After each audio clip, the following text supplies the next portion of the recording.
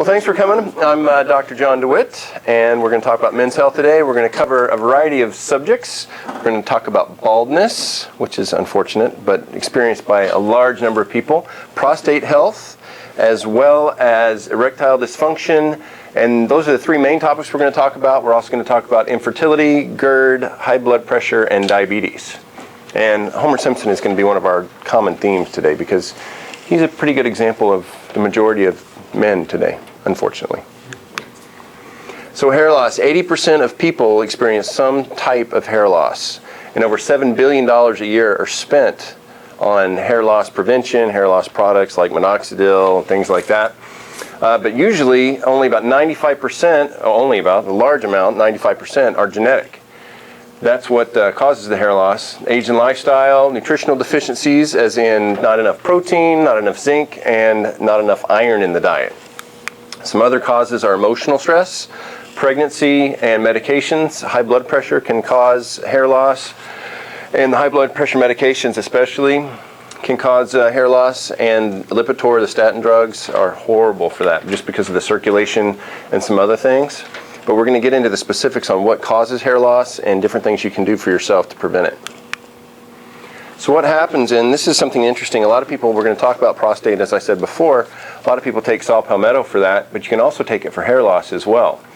So what happens is you have an enzyme on your scalp, and when testosterone comes in contact with this enzyme 5-alpha reductase, it forms DHT. And this particular subject is our topic is what causes your hair to fall out. If you remove that or prevent that from happening, the DHT, prevent that from forming, then technically your hair should regrow.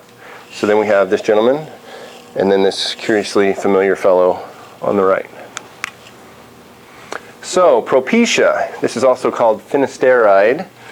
This is a very popular medication, but it has a lot of really bad side effects. They claim that 9 out of 10 men see results, and it works by reducing that hormone and blocking the enzyme so that the DHT doesn't form. It actually leads to impotence in a lot of cases. And the scary thing is that this particular side effect, along with the persistent sexual difficulties, mental problems, and physical side effects, is that it lasts even after they stop taking the Propecia. There's actually a website called propeciahelp.com that we're going to get to in a second, where hundreds and hundreds and hundreds of men that have taken Propecia stop taking it. And as you can see here, this gentleman here in England was 26 years old. He experienced a decreased sex drive, impotence, and stopped taking it. For 6 months, he took testosterone replacement to help get back to normal, and still nothing was back to normal. So that's some pretty serious things. And the physician actually suggested he get a penile implant as a solution, and he's only 26. That's crazy. It's crazy the suggestions people make. Does it work to grow the hair though? That's not worth the side effects, I'm telling you that. So one of the main things we're going to do to grow your hair back, you need to make sure you're having plenty of exercise and you're eating the proper diet. Taking lots of fresh vegetables, lots of water is key. You're not eating the donuts like Homer here, but you're exercising and eating all the fresh fruits. Lycopene is good, but it's also good in tomatoes. It's good for prostate health as well. But overall, vegetable and activities and a limited amount of animal products is going to really help out a lot with hair loss and help to regenerate it. So we're going to jump right into the prostate now.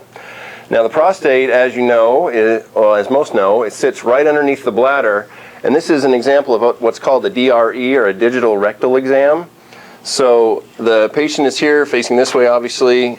The physician inserts his index finger and palpates or feels for what the prostate itself feels like. And it needs to be a little firm but smooth, and you shouldn't feel any rough edges, or it shouldn't be hard at all. And if you have regular bowel movements, it actually will massage, because this is the rectum right here, so the feces comes out right here, and that would actually help massage the prostate, which is really important, because it's important to keep it nice and milked, so to speak, because what actually comes from the prostate gland is semen that helps to speed up the ejaculate during intercourse, and that's really the only thing that the prostate does. And it's also been linked to the pancreas, so that the effectiveness and the optimal function of the pancreas is linked to the prostate as well. So you want to make sure your pancreas is working well. But you can also notice by the vicinity of all this If you've got impacted feces in your colon, then you're going to have all kinds of toxins and carcinogens that are staying in there and eventually start to leak out, and one of these little organs that's nearby is the prostate, and so that's what can lead to prostate cancer or also kidney stones and bladder stones as well.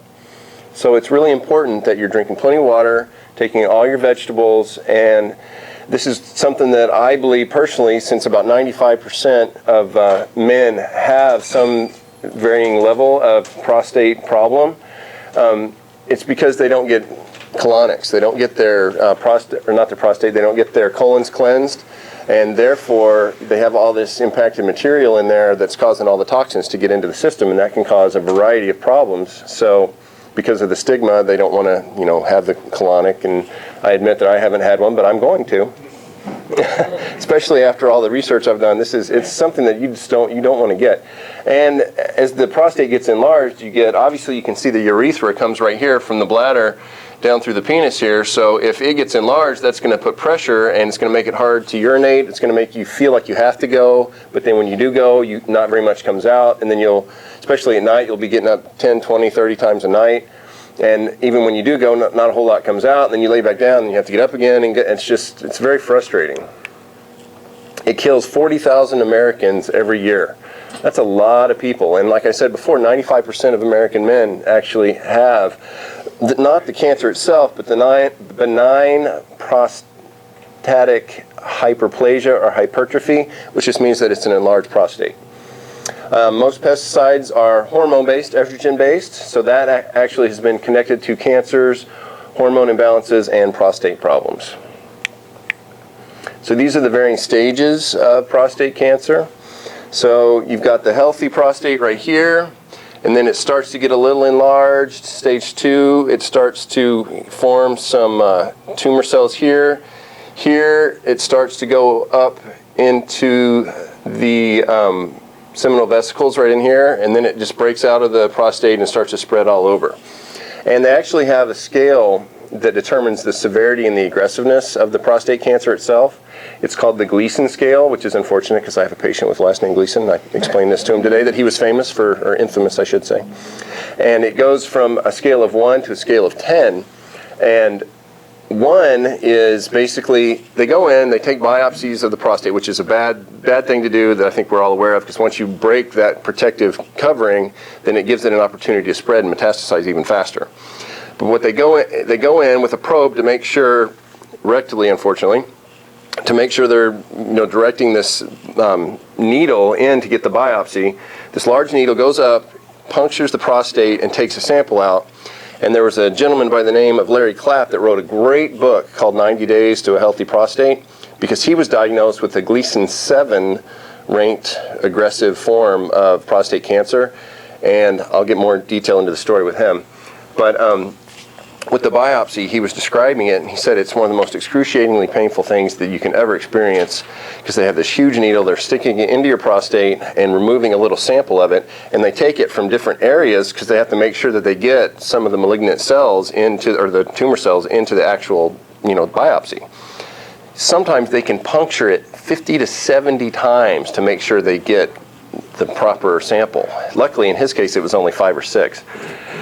So it came out, said he had a 7 as far as the Gleason scale went. And how they come up with that is you go in, you take the different samples, and you compare the amount of deformity of the cells. So if it's a nice, evenly shaped cell and looks nice and healthy, that's fine, that gets a 1. If it's really misshapen, it gets a 5. So any varying degree in between. So they take 2 or 3, they average them out, and so obviously if you have a healthy prostate, it's going to go in, you're going to get all 1s, so they're all going to be nice and shaped, well-shaped cells, so you're going to be a stage 1.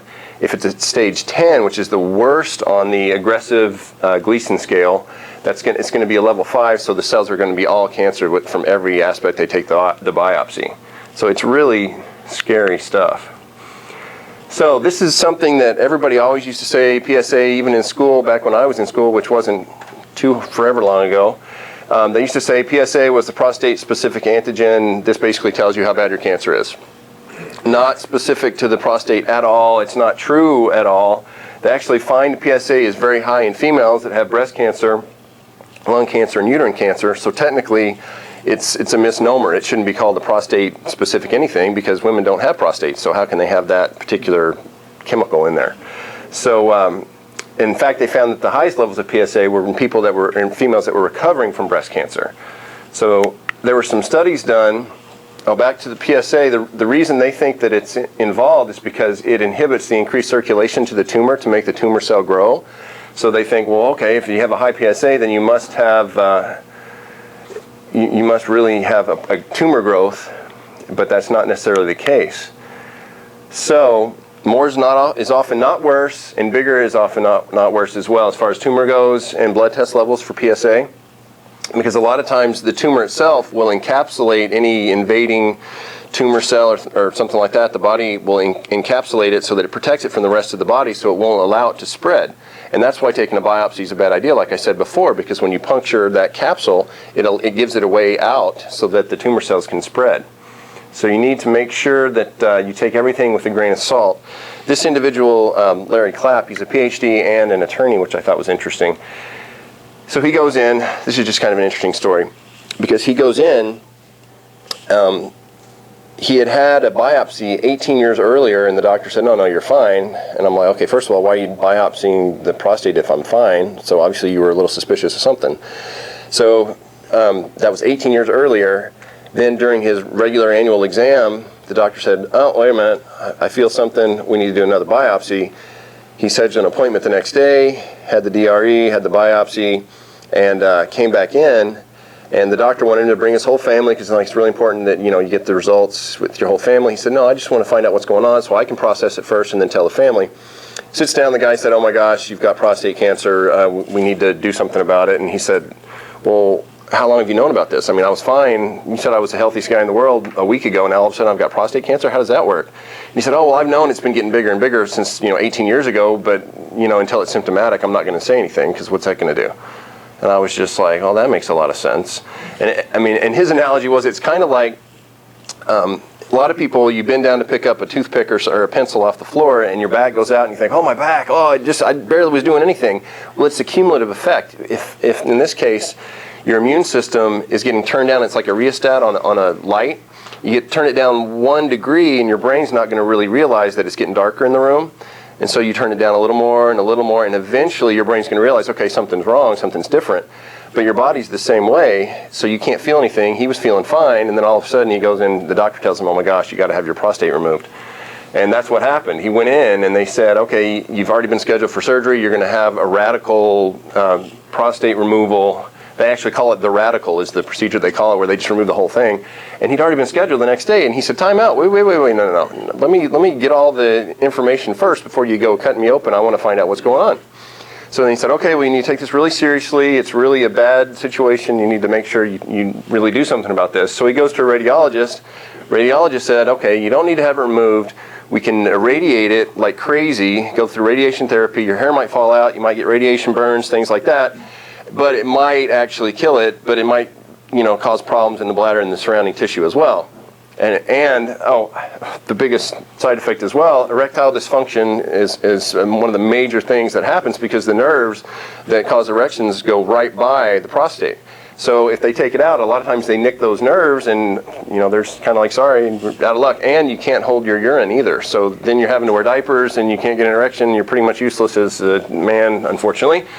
So something really to look forward to, especially when they just want to rush you off and get it taken out. So no, let me think about this first.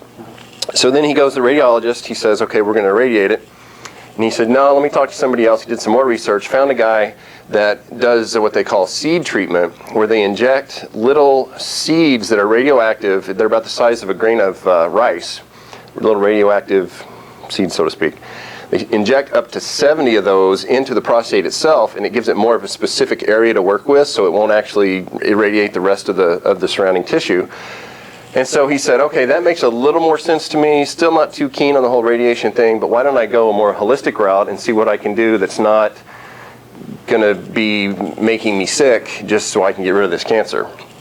Does more research, goes into a fast, learns all about nutrition, fasts for 8 days. He has a book that's great. I think I mentioned it before, 90 Days to a Healthy Prostate. And you drink, he did the lemonade fast where you have lemon juice, water, maple syrup, and cayenne pepper. You drink that every day for 8 days, and that gives you a lot of energy because the sugar in the maple syrup, it cleans out your system, flushes out your system. And then he does a colon cleanse, which his whole philosophy was, because this was the thing, after 6 months of doing this dietary change, he was cured according to them. He didn't have the cancer anymore.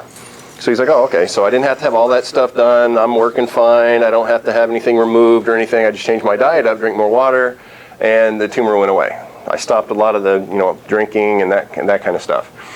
So then he woke up years later, I think it was 6 years later, and he had really bad abdominal pain. He couldn't stand up straight, and he was like, oh, great, what's this? Goes in, finds out he has a kidney stone, and it's lodged in between the bladder or in the urethra. And so they can't wait for him to pass it. They have to go in and actually pull it out. So they have to go in through the tip of the penis with a really long set of tongs and grab onto the kidney stone and pull it out. And so he's like, okay, that's great. But while you're up there and while you're in that general vicinity, can you do another DRE to check to make sure that my prostate's okay? Just because he's kind of getting the realization that his prostate cancer wasn't the problem, it was just a sign that something was wrong, that his body wasn't functioning the way it was supposed to. And so then he started thinking about this kidney stone the same way. He said, okay, well, what was I doing that caused this kidney stone to form? And he started thinking, well, everybody, I think 90% of people have different parasites in their system that they aren't aware of, that they just live every day, like Giardia can be in your blood and other different parasites. So he said, well, what if I have, like I said before, you have a colon that's full of impacted fecal material, your intestines aren't digesting properly, and the parasites are burrowing through your intestines. Eventually those toxins are going to leak into your system, and he thinks that that's what caused his kidney stones, or his bladder stone. And so when they did the DRE, they found out, yep, again, you have prostate cancer, and he said, I know the spiel, I don't need to ask any questions, let me just go back on my 6-month diet this time, and this time I'm going to really get hardcore about the cleanse. I'm going to do a colonic to flush out everything and to make sure all the parasites are all out and that I'm actually healthy. He did that, again, cured himself of cancer, or the prostate cancer. I mean, the book is fascinating. I haven't even made it all the way through the entire book, but I mean, it's just really impressive on the connection between if you have a healthy body and something is going wrong, you're having any kind of symptom, the symptom isn't the problem. You have to figure out what's causing you to have that symptom. So it's like we talk about with the chiropractic all the time. It's if you have a pain in your knee, it's not necessarily your knee unless you fell and hit your knee. It's coming from the low back. Or if you have high blood pressure, it's coming from the upper thoracic spine, where the nerves that go to regulate the heartbeat. So the PSA era is over. This was a big study they did at Stanford University. And they had been talking for years, like I said before, that PSA was the main test for prostate cancer. They collected information over 20 years and realized that that should not be the gold standard for prostate cancer, as I said before. So Thomas Stamey is the doctor who led the research back in '87, and he said it doesn't indicate cancer, like I said before, but it indicates that you have an enlarged prostate, which is fine. And they have ways that you can treat that help to make it smaller. So it raised serious questions about whether a person should even use the PSA test for prostate screening at all. And this was really sad. So he also came to believe that it wasn't a useful predictor. He said that raised levels of the protein only reflected a condition known as BPH, or benign prostatic hyperplasia, which is a harmless increase in size. But if you do have the increase in size, it's going to cause a mechanical blockage of the urethra. Don't you shoot things at me. And so it's going to cause you to have the urge to urinate a little more. But this was my favorite thing that he did.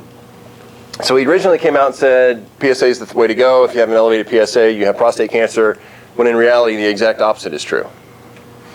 But his biggest quote was that he'd removed over 100 prostates that he believes he shouldn't have removed, because it was all based on the PSA test. So that's where Homer comes in with his little dough. So if I could put a... Yeah, no, it's not reversible like any of that other stuff you can do.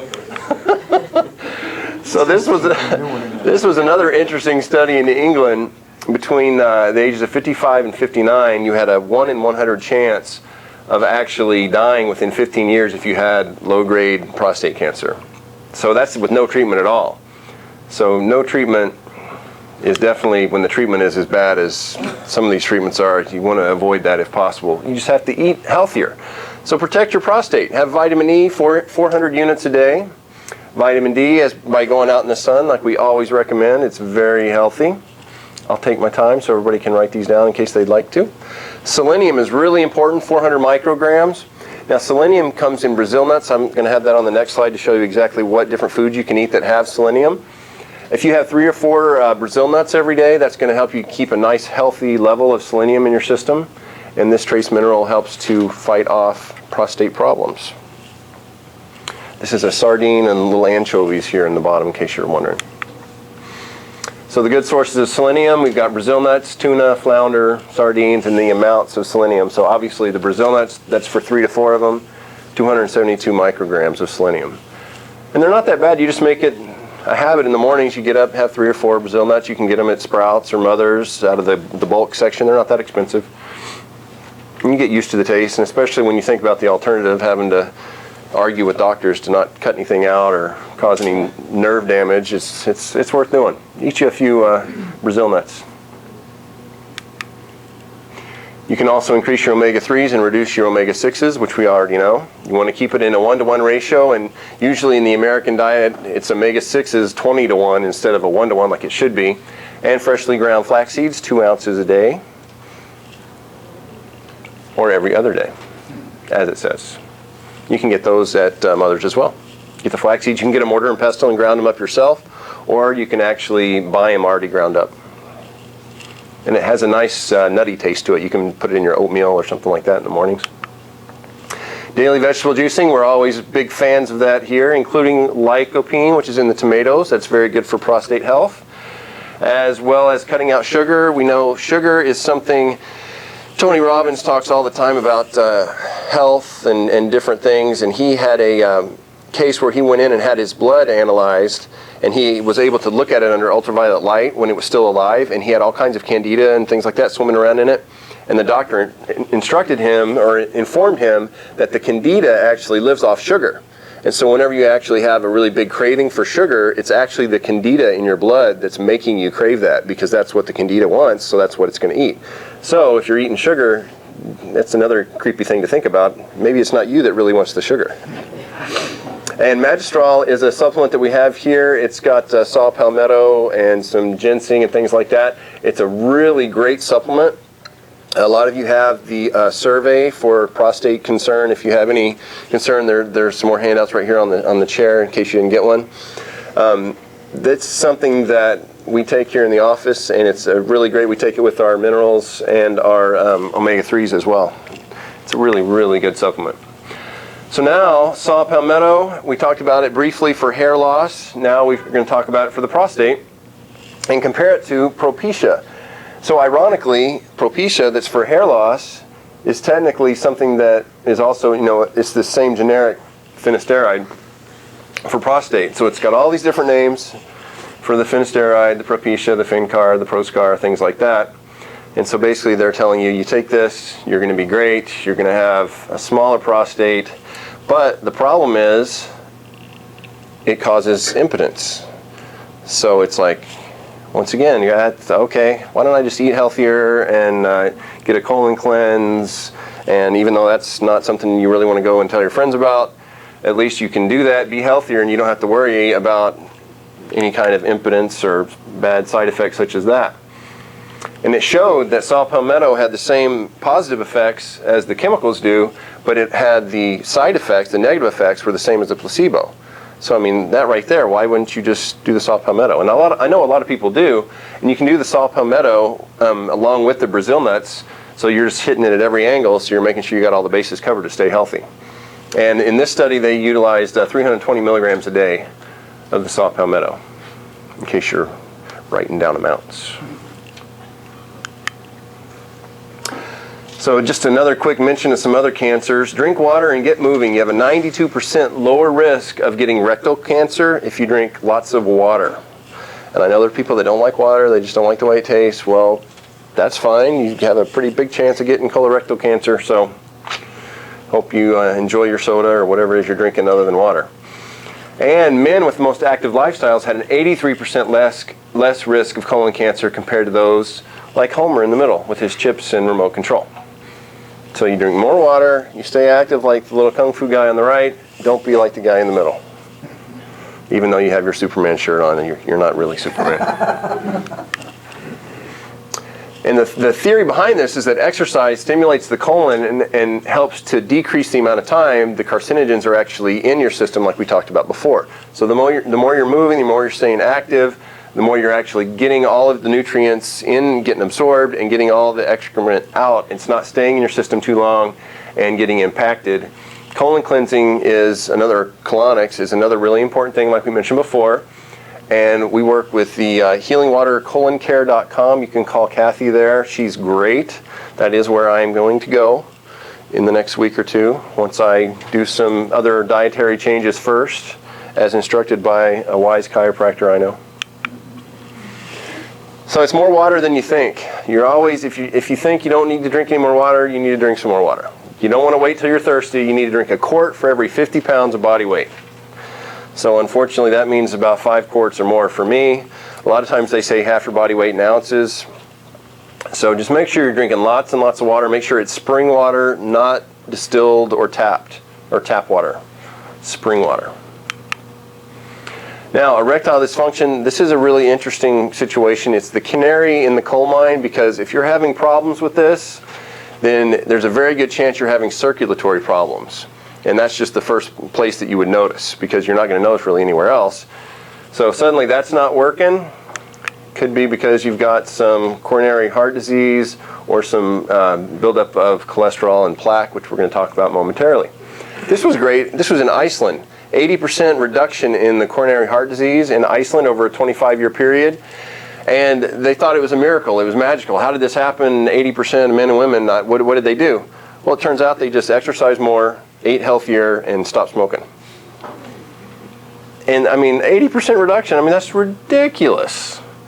But it's just one of those things. It's not easy. It's real simple, but it's not easy. You got to get out of bed, and you got to move, you got to eat healthier. Oh boy, it's amazing. Top drug sales in the U.S., Lipitor, $5.22 billion. It was the top selling drug in the world and most prescribed in the world. I mean, it's frightening, because the side effects of Lipitor and statin drugs are so ridiculous, we're going to talk about. It's a moneymaker. So it's going to be out there, and while they have the money to promote it, and all those other good things, it's just, and I think that the patent just ran out actually last month. And so they're on the radio and on TV talking about, oh, it's great, now everybody can get it for cheaper because you'll get the generic. It's like, oh, that's great, great, more side effects. So, and that's all to fight cholesterol. But what does cholesterol really do? Not the cholesterol that we get from animal proteins that we eat, but the cholesterol that we generate on our own. It's actually the body's repair substance. If we have a torn artery or something like that, or it's starting to get thin, it'll lay down a little layer of cholesterol to help to solidify it so you don't have any problems there and you don't have an aneurysm, which is just a tearing of the artery wall. It's also a precursor to vitamin D. It helps with digestion of fat because it's the main ingredient of bile salts. And it also functions as a powerful antioxidant, protecting us from cancer and aging. So, and this was hilarious. So all these statin drugs, you're throwing them in there. You're thinking, okay, I can eat whatever I want. I'm just going to take this Lipitor and be just fine. They did a study and showed that there were no differences in the calcified plaques or the LDL levels in people that took statin drugs. So it's like, what's the point? But see, they just don't want people to know this. They're like, oh, just believe and have this little safety blanket that you just take this pill, you can eat your Big Mac or your double quarter pounder with cheese or whatever. I mean, it's just sad. It means that your arteries have no less plaque than before the treatment. So just totally useless, except for you get lots of bad side effects. So no positive side, but a lot of downside. And it also leads to polyneuropathy, which means numbness, tingling, difficulty walking, and muscle weakness. And it causes spontaneous tendon rupture. A lot of people can be walking down the street, oh, your Achilles tendon just ruptured. Oh, great, but I've got good cholesterol. Hypothetically, I think I do, but you really don't. And it also causes glaucoma, so it makes you go blind too. So, and, oh, this was a great thing that happened over in the UK. There was somebody that was the equivalent of the FDA over there. They actually suggested that they start to give away free statin drugs at fast food places, because they figured, hey, you know, we'll give it to them ahead of time, so here's your Big Mac, here's your little Happy Meal, take your Lipitor, and that way you'll be healthy. And so the joke is, you've got the mom that's blind because she's been taking Lipitor, she's stumbling in with her kid because she can't walk, she's got a ruptured tendon, and she's just telling her kid to take the Lipitor. I mean, it's ridiculous. They did a study in Denmark also on 500,000 people, about 9% of their entire population, and all of those who took statins, they were much more likely to develop the polyneuropathy, have problems walking, numbness, tingling, pain down the hands and feet, all that good stuff. Now this is some of the statistics we were talking about before that are just frightening. 98% of patients taking Lipitor and a third of the patients taking Mevacor had muscle problems. And this was down in San Diego. So it's not just over in Denmark and random places or the UK. I mean, this was right down the street from us. Taking statins for more than 1 year raised your chances of developing nerve damage by 15%. And if you took it for 2 more years, it raised it by 26%. I mean, I know people, doctors, they hear that this is the latest drug, and so they just prescribe it to all their patients, especially their middle-aged men that are having cholesterol issues or overweight or whatever, and they just put them on that, and the patient thinks, okay, yeah, I guess this is what I'm supposed to take. And so they take it, and they just take it as part of their regular regimen. They're taking that, they're taking their blood pressure meds, they're taking, you know, whatever. And 5, 6, 7 years later, they're wondering why they can't feel their arms and legs and what's going on. They're having problems walking. I'm like, well, I mean, that's 3 or 4 times more than this study showed. I mean, it's just, the negative side effects are so underplayed, it's ridiculous. Muscle problems, the spontaneous tendon rupture, things like that, and muscle weakness. And the polyneuropathy is where you get the numbness, tingling down your arms and down your legs as well. And diabetes also causes that as well. This was a CARE trial. Breast cancer rates for those taking statin drugs went up 1,500%, not just 150%, not 15, 1,500%. And this was scary too. The manufacturers of the statin drugs acknowledging the fact that their drugs cause the immune system to be suppressed, actually start prescribing it for inflammatory arthritis and transplant patients so they won't reject the transplant. So it doesn't have anything to do with cholesterol, but hey, it's going to drop your immune system, so hey, why don't you just use it for this? I'm just trying to make money even other ways. I mean, they're always looking for ways to make money. It's just scary. Okay, so now we got home, we're back to the ED and the decreased libido. You got a double dough on that one. Helpful herbs for libido: Panax ginseng, maca root, amino acid L-arginine has been very beneficial on blood vessel health. Because as we said before, the canary in the cave, or in the coal mine, you're not getting the blood flow down to the penis, so you're not able to get the erection, and that's the main problem. So we're looking for something that's going to help with blood flow, help with the elasticity of the arteries, and allow them to dilate the way they're supposed to. L-arginine, it actually helps enhance the effects of nitric oxide. And several weeks ago we talked about nitric oxide and how it actually helps to keep the arteries nice and flexible, so they're able to expand and contract like they should, and they're able to pass nutrients through the artery walls better. And ironically, this is how Viagra works, one of the ways. So you got a natural amino acid here instead of Viagra. It works just like Viagra, so why don't you just take this instead of Viagra? Because one of the interesting side effects of I'm not even going to tell you what the side effect is yet of Viagra. You're going to love it. You can also take L-arginine with Pycnogenol. It was an even more improved effects with this, and this comes from a pine tree up in Canada. Had very good good effects with the ED. Did you shoot something at me?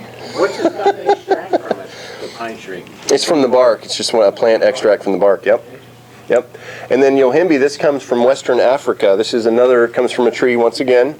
And it's been used for years out there. And for anybody that wants to write it down, 6 grams of L-arginine with 6 milligrams of Yohimbine is a promising addition for the first-line therapy against the ED, according to a pilot study in European urology. So, some of the side effects. Great. Viagra, Cialis, very similar. Blue-green color blindness. Yeah, That's not such a big deal. Headaches, yeah, you hear about that on the commercials. They always talk about the headaches. Flushing, you get all flushed and red. Infertility, it's interesting. Okay, so it's going to work, but not really. So if you're wanting to have a kid, it's not good. And stroke and heart disease. So this poor gentleman here at the bottom had a stroke. So definitely try the L-arginine instead, because it's a natural amino acid and doesn't have any of these side effects. And it works just the same way. Choline and vitamin B5 helps enhance acetylcholine, and this is the neurotransmitter for sex in men and in women. So if you have too little acetylcholine, you're not going to be feeling in the mood, but if you have a lot more, then you will. So if you want to enhance your acetylcholine levels, you need to supplement with 1,000 to 3,000 milligrams of the choline and 500 to 1,500 milligrams of the vitamin B5. And this is him saying, woohoo, hit the bottom. Because he's feeling acetylcholine enhanced. Stress reduction, diet and exercise. This slide looks familiar. This is another healthy way. If you're not going to do the L-arginine or things like that, get more active, eat healthier, and your body's going to take care of itself. Like I said, it's not hard. It's pretty simple. It's not easy, but it's simple. Make sure you get plenty of sleep. If you're really tired, that could cause some ED problems. Avoid medications. Yep. That can cause and or exacerbate impotence, like we talked about before with the blood pressure and the cholesterol drugs. You don't want to smoke, and you don't want to drink too much. That's a very appealing ad for smoking. Just want to throw that right down. Oh, this is just kind of a funny little aside. Do men have shorter life expectancy? They take a few more risks than women. Trying to get the job done. You got to do it. Not like this guy. Can't let the bushes fly out of the back of the truck, so just lay over them. And this is the best. He's got to get his computer, and he can't fit it in the car, so he's just going to sit in the back of the car. That's cool. Yeah. Well, you never know. I can't see if anybody is driving. But now we're going to talk about infertility. I love Homer in this one. So the Roman Empire back in the day used to take the nice hot steam baths and things like that, but that's a huge cause of infertility. That's why the testicles are down in the scrotum, to keep them cooler, away from the body heat. So you want to stay away from that. You don't want to wear the tight briefs. You want to wear the nice boxers. I don't know if you saw She's Having a Baby back way long time ago. Kevin Bacon was in that movie. That was one of the things he had to do, was start wearing boxers, because his briefs were holding everything in too tightly. So jacuzzis are bad? Jacuzzis are bad. Yep. Period. Yep. Exposure to pesticides. Saunas are okay as long as you're not in there for more than 10 minutes, 15 minutes. Sauna steamer? Yeah, like a sauna steamer, yeah. But they would sit in the hot mineral baths like all day long and just lounge. Pesticides, we get these here, and we've talked all about the pesticides. You want to get everything organic. You don't want anything, even if it says natural, all natural ingredients, that doesn't mean it has to be organic at all. They can say natural all they want, and they can have all kinds of genetically modified products in there, pesticides, whatever they want. It's all natural. It's a natural, carrot, but it's got all kinds of pesticides on it. Don't worry about it. Nutrasweet. You can be really careful with Nutrasweet. And any artificial sweetener. Splendid's terrible, but Nutrasweet is what they said in the study. It was a cause of infertility. And Bubba here should be an indicator. You don't want to be overweight. And Viagra, like we talked about before, it causes infertility, ironically. Heated car seats even. But that's if you're sitting in the car for an extended amount of time, and these are kind of like not as seriously causing infertility, but you never know. And cell phones. The electromagnetic pulse from the radiation from the cell phone. If you have the little belt clip and have it on your belt all the time or in your front pocket, you might want to find a new place to put your cell phone, just in case. And environmental toxins here, we have problems with that all the time. You can't surf because there's too much E. coli in the surf or whatever. So you want to make sure you're trying to be as healthy as possible. I know it's hard around here because of the smog and the environmental toxins in the air, but just try to do the best you can. GERD, gastroesophageal reflux disorder. A lot of people used to take Propulsid. They had to take it off the shelves over 11 years ago because of so many horrible side effects. And all the proton pump inhibitors, that's not what you want to do. It might make you feel better, your symptoms go away, But like we talked about before with the prostate, the symptom is just showing you that there's something else that's not working properly in your body, and you actually need more acid in your stomach to digest the foods and get the nutrients that you want, which is what this says. And it also, reducing the acid in your stomach, you can't digest your food, and it also diminishes your primary defense against foodborne infections and increases your risk of food poisoning, which I've had a couple times, and it's not, you don't want it. Food poisoning, not fun. Not fun at all. So this is the natural, infinite, perfect solution for GERD. You go on a 3-day water fast. I know that sounds excessive. You might pass out or something. Won't be easy, but it's simple. Just drink water for 3 days. And then whenever you eat a meal, don't drink water with your meals, and try to avoid water within an hour before or after your meals. And take digestive enzymes without any proteases, and that'll help get your flora in your gut back to normal. So it's a pretty simple solution. And another solution, oh yes?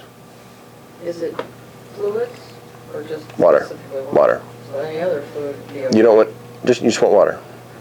Water. Oh, as far as what when you're eating? Yeah, no. I don't know. I will consult the peanut gallery gentleman in the back. Something like red wine, hops and things like beer, a little bit of that is okay, but anything that, because that's got high acid content, the reason water's not good is because it dilutes the acid.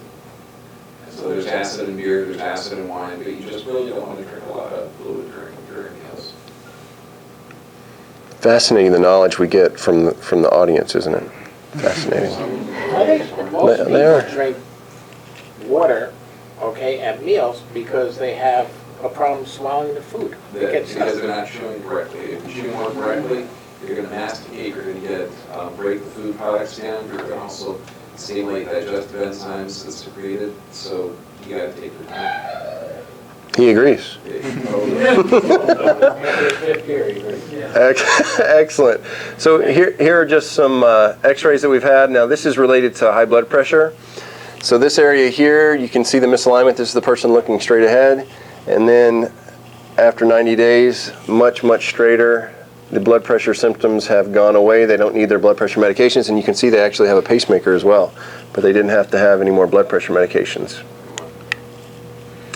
Diabetes, I'm just barely going to touch on this. It's increased. I'm going to talk about the other subjects later on in this month and next month. It's increased over 700% in the last 50 years. I mean, it's crazy the amount of processed foods, sugars, these energy drinks, monster drinks. It's just all sugar, and even though it tries to say it doesn't have any sugar, well, it's all hidden in other chemicals and things like that. It's not primarily a genetic disease. It all has to do, or a huge part of it has to do with eating habits. And if your parents have it, it's usually because you end up getting it because you eat the same way they did because you don't know any other way. And it's just so bad that this is going the way it is, and kids having diabetes nowadays in grade school, it's just, they're even starting to check people for high cholesterol when they're in their like 9 or 10 years old. It's ridiculous.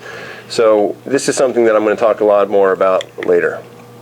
And once again, real simple solution, not easy but simple. Don't eat the donut. Get out there, eat you some nice fresh fruit and vegetables, and be active, and that's going to be healthier for you. Big shocker. Get out in the sunshine, especially around here. You're going to get vitamin D, and that's really important for the immune system. We talk about that almost every week. And if you're really light-skinned, you need to go out 20-minute increments at a time and gradually build up your melanin so that you can go out longer without getting a burn. You don't ever want to burn, but you also don't want to use any sunscreen at all. You can use some coconut oil. That'll be a natural sunscreen for you, and it's good for your skin as well. Pain. So if you have pain, what kind of care is common? Well, if you've got low back pain, you pop you some Advil or some other more intense medications with horrible side effects. Or right here we were talking about digestion and acid reflux. So in this area, up in this region, you've got the stomach and the intestine and the colon as well. So if you've got problems there, you're going to have, in that particular level of the lumbar spine, you're going to have problems with the colon and the intestine. Straighten them up. And that'll enable your body to be in an optimal situation to where it won't have those problems in the colon and the intestine. So the 4 cornerstones of optimal health. Here's Homer towards the end, matching the screen, lovely with his gray color. You have to have proper nerve supply, free of subluxation. You want to make sure you're in your optimal best state of health. That's going to allow you to be at your best and to fight off any foreign invaders that you might have. Get regular exercise, proper nutrition, lots of vegetables, lycopene in the tomatoes for the prostate, Brazil nuts as well, 3 or 4 a day. Sufficient rest, make sure you get plenty of sleep because that's when your parasympathetic system kicks in and you relax and you rest and digest, so to speak. And prayer and meditation as well. Very important to know how to deal with stress and have time for yourself and evaluate the proper ways and visualize the things that you want. We're going to talk a lot this next month about setting goals and how to achieve those and how to get the life that you really want. So that was it. Thank you. Questions?